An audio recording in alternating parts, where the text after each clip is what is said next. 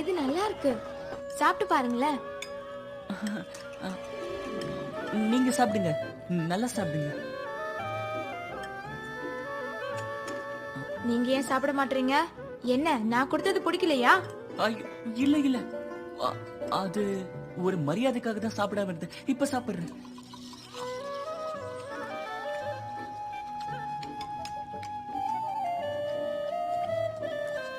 ம்ம்.